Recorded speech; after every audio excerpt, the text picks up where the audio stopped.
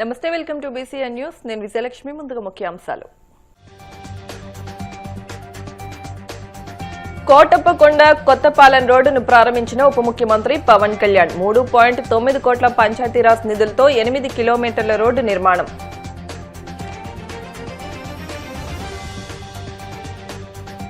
Davos పర్యటనలో భాగంగా మంత్రి నారా లోకేష్ కీలక భేటీలు. ఏపీ విద్యార్థులకు ప్రత్యేక కోర్సుల కోసం కేంబ్రిడ్జ్ యూనివర్సిటీలతో చర్చలు.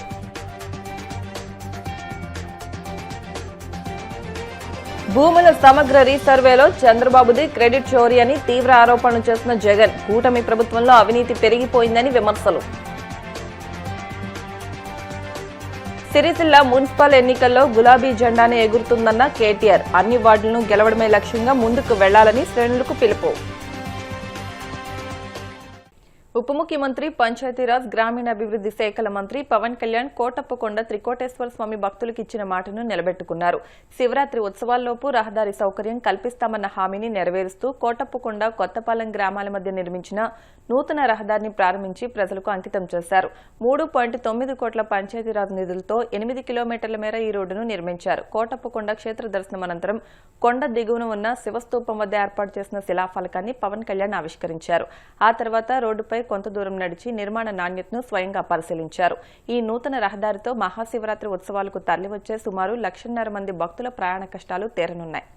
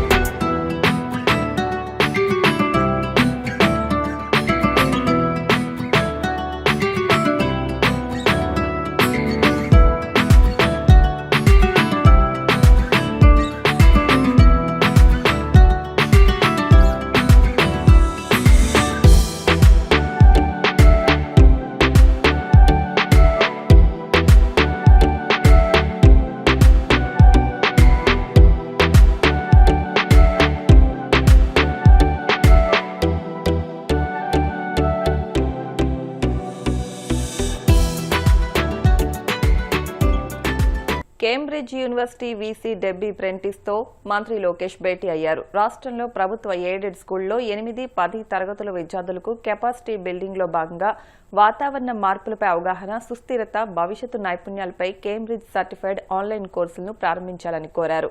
రాష్ట్రంలోని వర్సిటీలతో కలిసి సంయుక్త పరిశోధన, కరిక్యులం డెవలప్మెంట్, ఫ్యాకల్టీ ఎక్స్చేంజ్లపై నిర్మాణాత్మక ఒప్పందానికి చొరవ చూపాలన్నారు. ఏఐ, డేటా సైన్స్, ఇంజనీరింగ్ వంటి అధునాతన సాంకేతికతలపై జాయింట్ రీసెర్చ్ ప్రోగ్రాముల కోసం ఏయూ, ఐఐటి, తిరుపతి వంటి సంస్థలతో కేంబ్రిడ్జ్ యూనివర్సిటీ కలిసి పనిచేసే అంశాన్ని పరిశీలించాలని కోరారు. భూముల సమగ్ర రీసర్వే విషయంలో ముఖ్యమంత్రి చంద్రబాబు క్రెడిట్ చోరీకి పాల్పడుతున్నారని జగన్ తీవ్రంగా ఆరోపించారు. వైసీపీ ప్రభుత్వం చేపట్టిన భూరక్ష, భూహక్కు పథకాలను చంద్రబాబు హైజాక్ చేశారని, ఈ బృహత్ కార్యంలో ఆయన పాత్ర ఏమాత్రం లేకపోయినా ఘనతను దక్కించుకునే ప్రయత్నం చేస్తున్నారని విమర్శించారు. తన పాదయాత్ర సందర్భంగా రైతులు భూ వివాదాలు, టైటిల్ సమస్యలపై తన వద్ద గోడు వెళ్లబోసుకున్నారని, అందుకే 2019 మేనిఫెస్టోలో ఈ అంశాన్ని చేర్చామని గుర్తు చేశారు. కానీ చంద్రబాబు అధికారంలోకి వచ్చాక రైతులకు గతంలో ఇచ్చిన పట్టాదారు పాసు పుస్తకాలను వెనక్కి తీసుకుని వాటి రంగు మార్చి మళ్లీ ఇస్తూ మొత్తం ఘనత తనదేనని ప్రచారం చేసుకుంటున్నారని ఆరోపించారు. క్రెడిట్ చోరీ చేసే కార్యక్రమం ఏదైతే తాను చేస్తా ఉన్నాడో ఆ క్రెడిట్ చోరీకి సంబంధించి తాను చెప్తా ఉన్న అవాస్తవాలు, అబద్ధాలు ఏ స్థాయిలో ఉన్నాయి అన్నవి ఒక విషయంగా ఎక్స్ప్లెయిన్ చేస్తాను. రెండో విషయంగా ఈ మధ్యకాలంలోనే చంద్రబాబు నాయుడు పల్నాడులో ఎంత దారుణంగా ఒక సామాన్యుడిని, ఒక దళితుడిని, ఒక పేదవాడిని, మా వైఎస్ఆర్సీపీ కార్యకర్తను ఎంత దారుణంగా తాను చంపించే పాత్ర పోషించాడు అన్న విషయం నిజంగా సమాజంలో ఉన్న వ్యక్తులు ఎవరైనా కూడా సివిలైజ్డ్ సొసైటీలో ఉన్న వాళ్ళు సిగ్గుతో తల వంచుకోవాల్సిన అంశం ఇది. ఈ విషయంలో నిజంగా జరుగుతా ఉన్న అన్యాయం గురించి కూడా ప్రస్తావిస్తాం. మొదటగా సర్వే గురించి, ఈ రీసర్వే టాపిక్ గురించి we will take it forward. ఈ మధ్యకాలంలో చంద్రబాబు నాయుడు గారు మాట్లాడుతూ ఉన్న మాటలు ఈ రీసర్వే సబ్జెక్ట్ మీద మనమంతా కూడా చూస్తే ఒకసారి ఈ భూమండలం మీద నిజంగా ఇంతటి దారుణమైన క్రెడిట్ చోరీ చేయగలిగిన వ్యక్తి ఇంకొకడు ఎవడైనా ఉండగలడా అని అనిపించేట్టుగా చంద్రబాబు నాయుడు గారు మాట్లాడుతూ ఉన్నారు. ఊసరి వెళ్ళి కూడా చంద్రబాబు నాయుడిని చూసి బహుశా సిగ్గుపడుతుందేమో. అంతటి దారుణమైన మోసాలు, అంతటి దారుణమైన అబద్ధాలు. నేను సూటిగా చంద్రబాబు నాయుడు గారిని అడుగుతా ఉన్నా, మీ ద్వారా ప్రజలందరి తరపున అడుగుతా ఉన్నా. అయ్యా 4 సార్లు సీఎం అని చెప్పి చెప్పుకునే ఈ పెద్ద మనిషి చంద్రబాబు నాయుడు,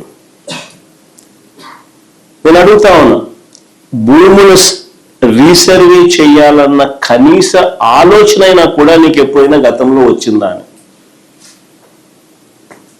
కనీసం ఆలోచన అయినా నీకు గతంలో ఎప్పుడైనా వచ్చిందా అని?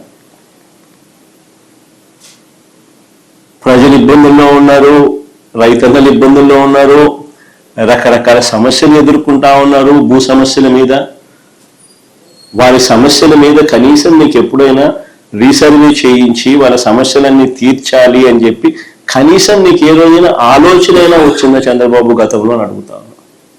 ఈరోజు క్రెడిట్ చోరీ తీసుకుంటూ తాను మాట్లాడుతూ ఉన్న మాటలకు నిజంగా ఈ పెద్ద మనిషి సిగ్గుపడాలి. అసలు భూముల రీసర్వేకి మూలం ఎక్కడి నుంచి వచ్చిందో తెలుసా? ఇది మూలం ఎక్కడి నుంచి పుట్టుకొచ్చింది అంటే 2019 కన్నా ముందు నా 3648 కిలోమీటర్లు సాగిన నా పాదయాత్రలో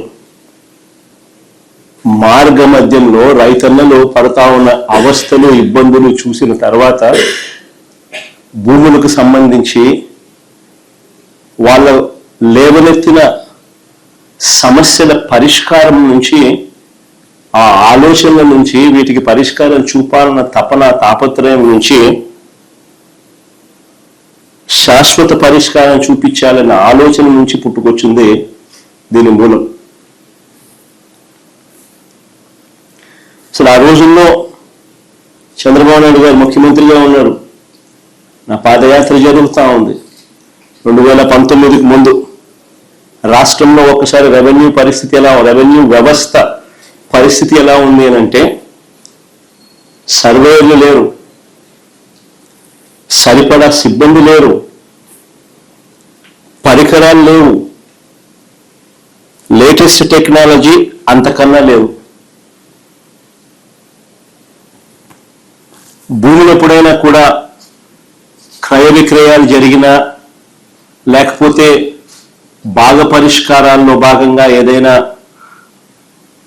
కుటుంబాల మధ్య డివిజన్ చేసుకున్న సబ్ డివిజన్ లేదు, మ్యూటేషన్ లేదు. ఇవి జరిగేది కాదు. పైగా ఎడా పెడ, లెఫ్ట్ రైట్ సెంటర్, ఈయనకు ఎప్పుడు మూడు వస్తే అప్పుడు, ఎప్పుడు బుద్ధి పుడితే అప్పుడు, ఎవరైనా నచ్చకపోతే అప్పుడు 22A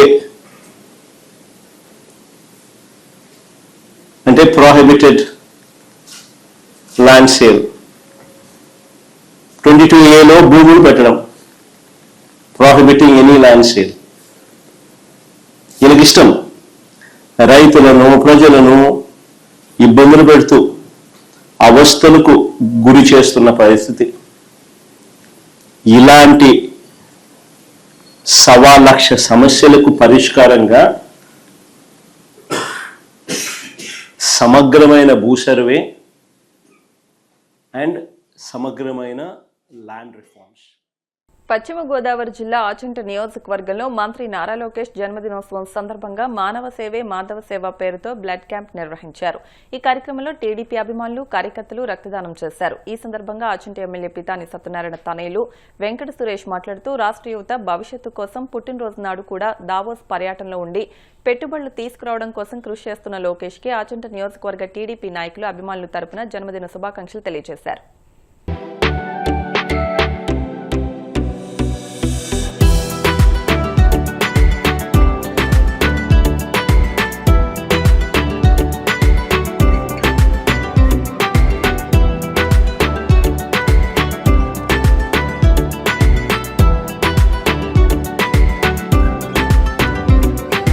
ముఖ్యమంత్రి తనయులు నారా లోకేష్ గారి పుట్టినరోజు సందర్భంగా ఇక్కడ రక్తదానం చేస్తూ చాలా మంది అభిమానులు గాని టీడీపీ కార్యకర్తలు గాని అధిక సంఖ్యలో వచ్చి ఇక్కడ రక్తదానం ఇవ్వడం జరుగుతుంది. మరి లోకేష్ గారికి మా అందరి తరపున పుట్టినరోజు శుభాకాంక్షలు తెలియజేస్తూ ఆయన కోసం రక్తదానం చేస్తున్నటువంటి వారికి కూడా శుభాకాంక్షలు తెలియజేస్తూ రాష్ట్ర భవిష్యత్తు కోసం, రాష్ట్ర యువత భవిష్యత్తు కోసం మరి దావోస్ వెళ్ళి అధిక సంఖ్యలో పెట్టుబడులు తీసుకురావాలని పుట్టినరోజు నాడు కూడా కష్టపడుతూ ఆయన తండ్రి బాటలో నడుస్తూ మరి ఆయనకి మేమందరం సహకారంతో ఆయన ఆరోగ్యం సుఖశాంతులతో ఉండాలని కోరుతూ ఆయనకి మరొకసారి శుభాకాంక్షలు తెలియజేస్తున్నాం. పుట్టినరోజు శుభాకాంక్షలు. మా యువతంతా ఆయన కూడా ఉంటూ ఆయనకి బలం చేకూర్చేలాగా టీడీపీ పార్టీని ముందుకు తీసుకెళ్తామని, ఆయన సారథ్యంలో మేమందరం పనిచేస్తామని. పశ్చిమ గోదావరి జిల్లా తాడేపల్లిగూడెంలో ఫిబ్రవరి 12 నుండి శ్రీ బలుసులమ్మ అమ్మవారి జాతర సందర్భంగా 1,00,000 గాజుల పంపిణీ కార్యక్రమంలో భాగంగా 19వ వార్డు మారుతి స్వామి గుడి వద్ద గాజులు పంపిణీ చేశారు. ఈ కార్యక్రమానికి ముఖ్య అతిథులుగా టీడీపీ నియోజకవర్గ in-charge Valavala Babji, tailor federation chairman Akasam Swamy, TDP రాష్ట్ర ఆర్గనైజింగ్ కార్యదర్శి గొర్రెల శ్రీధర్లు హాజరయ్యారు. తొలుత మారుతి స్వామి ఆలయంలో గాజులకు పూజలు చేశారు. అనంతరం వలవల బాబ్జీ చేతుల మీదుగా మహిళలకు గాజులు పంపిణీ చేశారు. ఈ సందర్భంగా బాబ్జీ మాట్లాడుతూ బలుసులమ్మ అమ్మవారి ఆశీర్వచనాలతో తాడేపల్లిగూడెం పట్టణంలో నియోజకవర్గంలో ప్రజలందరూ సుభిక్షంగా ఉండాలని, 12 సంవత్సరాల తర్వాత వచ్చిన ఈ జాతరను వైభవపేతంగా జరుపుకునే విధంగా ఏర్పాట్లు చేస్తున్న దేవాలయ కమిటీకి కృతజ్ఞతలు తెలియజేశారు. బలుసులమ్మ తల్లి జాతర సందర్భంగా ఈ రోజున శ్రీరంగం అంజిబాబు గారు వాళ్ళ మిత్రబృందం ఆధ్వర్యంలో గాజుల పంపిణీ, పసుపు కుంకుమ ఈ 19వ వార్డులో పంపిణీ చేస్తున్నందుకు వారిని అభినందిస్తూ ఈ కార్యక్రమాన్ని మరి గొర్రెల శ్రీధర్ గారి ద్వారా వాళ్ళ మిత్ర బృందం ద్వారా మారుతి స్వామి గుడి దగ్గర ఈవేళ ఈ కార్యక్రమం ప్రారంభం చేయబడుతుంది. ముఖ్యంగా ఆ అమ్మ ఆశీర్వచనాలతోటి తాడేపల్లిగూడెం పట్టణంలో గాని, తాడేపల్లిగూడెం నియోజకవర్గంలో గాని ప్రజలందరూ కూడా సుభిక్షంగా ఉండాలి, ఆయురారోగ్య ఐశ్వర్యాలతోటి ఎటువంటి ఇబ్బందులు లేకుండా ఉండాలన్న సంకల్పంతో 12 సంవత్సరాల తర్వాత వచ్చిన ఈ జాతరని వైభవోపేతంగా మరి తాడేపల్లిగూడెం పట్టణం అంతా కూడా, తాడేపల్లిగూడెం నియోజకవర్గం అంతా కూడా జరుపుకునే విధంగా ఏర్పాట్లు చేస్తున్న మరి బలుసులమ్మ దేవాలయ కమిటీ అందరికీ కూడా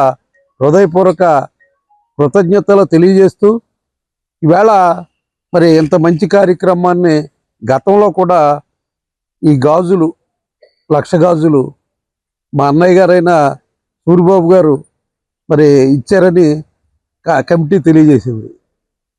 దాని మూలంగా ఆయన పేరు మీద నేను ఈ 1,00,000 గాజులు కూడా నేను ఇస్తానని చెప్పి వాళ్ళకి వాగ్దానం చేశాను. ఆ ప్రకారంగా ఇస్తానని చెప్పి తెలియజేసుకుంటూ ఇది అమ్మ సేవలో తరించే అవకాశం నాకు కూడా కల్పించిన మరి ఆలయ కమిటీ సభ్యులందరికీ కూడా పేరు పేరున హృదయపూర్వక నమస్కారాలు. అలాగే ఇక్కడికి విచ్చేసిన తెలుగుదేశం పార్టీ కూటమి నాయకులు అందరికీ కూడా హృదయపూర్వక శుభాకాంక్షలు తెలియజేసుకుంటూ ఇప్పుడు కాసేపు ప్రకటనలు.